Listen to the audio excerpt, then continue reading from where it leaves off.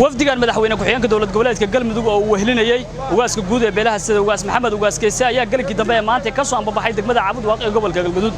socdaal dheer iyo masaafo 90 kiiloomitir gaaraysa ka bacdi wafdiga iyo waliba mas'uuliyiintii kale ee la socotay waxa lagu soo dhaweeyay duleedka degmada Balanballe ee gobolka galgaduud boqolaal kamid ah shacabweynaha magaalada Balanballe oo halkaas ku soo dhaweeyay wafdiga madaxweyne ku-xigeenka iyo ugaaska ayaa halkaas soo dhaweyn iyo marxabeen ka bacdi waxa loo soo galbiyay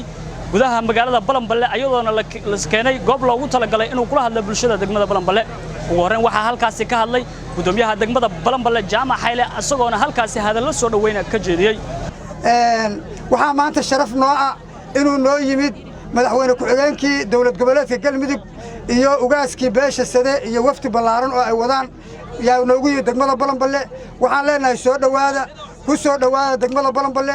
waa degmadiinii dad idin jecel baa jooga maanta oo dhan baa qorraxda la taagnaa salaadii maghrib iyadoo la galay baad ku soo aadeen laakiin dadku maanta oo dhan waa taagnaa wuxuu la taagnaa farxad iyo soo dhaweyn iyo rabitaan waxa weeye degmada Balanballe ku soo dhawaada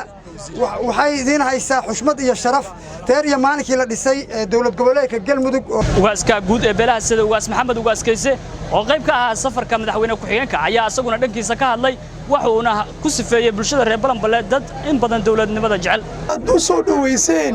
madaxweynihiinii iyo dhammaan xildhibaanada iyo wasiirada waad ku mahadsantihiin ilaahayna idinka ajarsiiyo waxaan rajaynayaa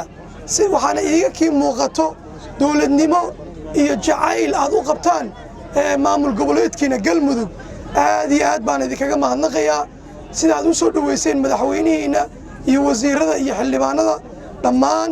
insha allahu tacaala kolley waan wada sheekaysan doonaa waana is arki doonaa ugu dambeyntii waxa goobtaasi ka hadlay madaxweyne ku-xigeenka dowlad goboleedka galmudug cali daaxir ciid asagoona sheegay inuu Balanballe oo safarkiisa maanta uu noqonayo kii ugu horreeyay dhanka kalena uu mashaariic dhowr ka dhagax dhigi doono muddada uu ku sugan yahay magaaladani Balanballe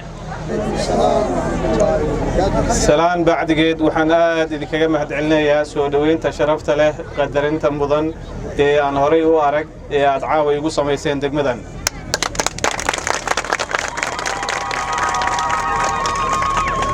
Balanballe waxay caan ku tahay inay mar walba garab istaagto maamulka galmudug abaal badanna way ku leedahay xaqiiqdii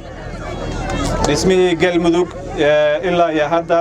degmada Balanballe mar walba galmudug way garab istaagtaa wiilal badan bayna ku weyday xaqiiqdii aad baan idinkaga mahadcelinayaa Balanballe waxay mudan tahay dib u dhis Balanballe waxay mudan tahay in tacliinteeda sare aad loo dhiso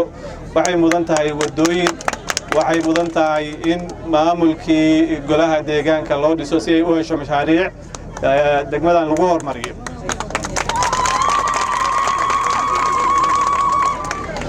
maamulkeenan cusub ee galmudug wuxuu diyaar u yahay magaaladan inuu ka fuliyo mashaariic kala duwan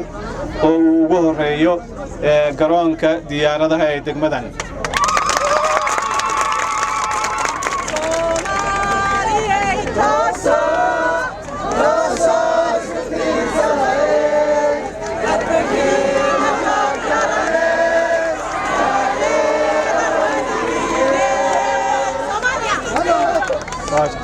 way mudan tahay degmadan way mudan tahay inay hesho garoon diyaaradeed